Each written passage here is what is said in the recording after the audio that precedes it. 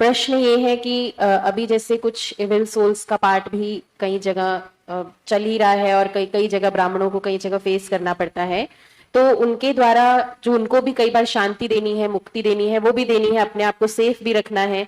तो हमें किस हद तक वो कार्य में करना चाहिए, या ज्यादा संकल्प कई लोग चलाते हैं तो कई बार हमने कभी बड़े बड़ों की क्लास में ये भी सुना था, तो वो भी एक प्रकार का कार्मिक अकाउंट क्रिएट करना होता है और उनको आह्वान करना होता है। तो क्या करें, ये क्लैरिटी यहाँ पर होनी बहुत जरूरी है। देखिए ये समस्या ऐसी है, कुछ लोग इसको मानते हैं, कुछ नहीं मानते। पर मैंने ये देखा, जो नहीं मानते थे जब उनके घर में हो गया तो उन्हें मानना पड़ा कि अरे तो कुछ है भाई। तो है तो सही ये जरूर। कलयुग के अंत में ब्लैक मैजिक का फोर्स भी बहुत ज्यादा बढ़ गया है। तमो प्रधान भक्ति शुरू हो गई है। भटकती आत्माएं कोरोना के बाद तो करोड़ों भटक गई है ना। ये हमारे ऊपर हैं तो उनकी बैड एनर्जी नीचे अशांति पैदा करती है, और किसी आत्मा का किससे हिसाब किताब होता है तो वो भी लेने आती हैं। कुछ सेंटरों में ऐसा भी हुआ है, आत्मा किसी के तन में आई और कहा मुझे तो मुक्ति चाहिए इसलिए आपके पास आई हूं। बिल्कुल सच्ची घटनाएं हैं।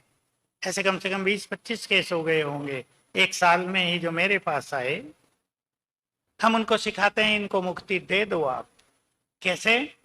मैं मास्टर सर्व शक्तिवान हूं, मास्टर मुक्ति दाता हूं। ये संकल्प करके उनके लिए योग कर दें 1 घंटा 21 दिन हम कहते हैं। कोई लोग, कुछ आत्माएं 7 दिन में मुक्त हो जाती हैं, और बाकायदे हाथ जोड़ के क्षमा मांग के धन्यवाद देकर कहा हम बाबा के पास जा रहे हैं, बाबा हमें बुला रहा है, आत्माएं मुक्त हो जाती हैं। बाकी अपने अपने घरों में पानी चार्ज करके छिड़क देना चाहिए, जहां बैड एनर्जी की फीलिंग हो थोड़ी भी। पानी को दृष्टि दो, 21 बार संकल्प करो मैं मास्टर सर्व शक्तिवान हूं, घर में सेंटर में छिड़क दो, शुद्धिकरण हो जाता है। बाकी और कुछ ज्यादा करने की जरूरत नहीं। एक प्रश्न ये आया है कि कई बार हम साथ में काम करते हैं, सेवाएं करते हैं, तो संस्कारों के टकराव किसी आत्माओं के साथ बहुत ज्यादा है, तो उनको वो कार्मिक अकाउंट को चुकता करने के लिए हम क्या कर सकते हैं? झुक कर चलना। एक ही उत्तर याद रखेंगे, टकराव तब होता है जब 2 व्यक्ति डिबेट करते हैं। एक ने कहा ये करो, दूसरा कहा क्यों करूं, तुम कौन होते हो कहना वाले। शुरू हो गई बात, कुछ भी नहीं, वो कर भी सकते थे। उदाहरण देता हूं, मेले होते थे हमारे, किसी ने कहा बल्ली यहाँ गाड़नी है, दूसरे ने कहा यहाँ नहीं गड़ेगी। क्यों, तुम कौन होते हो मुझे ऑर्डर देने वाले। झगड़ा हो गया। आखिर तीसरे ने आके फैसला कराया कि अरे क्यों झगड़ रहे हो, गाड़ दो ना। 1 सेकंड में बात खत्म हो गई। डिबेट, जिद, ये टकराव को बढ़ावा देते हैं। एक दूसरे को सम्मान देना चाहिए, एक दूसरे की बात सहज ही स्वीकार करके आगे बढ़ना चाहिए। और मुख्य रूप से हमें ये समझ लेना चाहिए, टकराव से तो सारा खेल ही बिगड़ जाता है, संगम युग ही बेकार चला जाता है। झुका दो, टकराव से बच जाएंगे। इसमें झुकना कोई कमजोरी नहीं, कोई हार नहीं है, जीत है।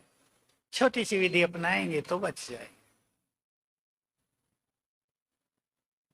जी भाई साहब, तो एक प्रश्न ये भी आया है कि हमारे मन में कोई दुविधाएं होती हैं, तो हम बड़ों से मिलने जाते हैं, निमित्त का समय लेते हैं, अपनी बात रखते हैं, तो क्या ये अपने ऊपर बोझा चढ़ाना होता है?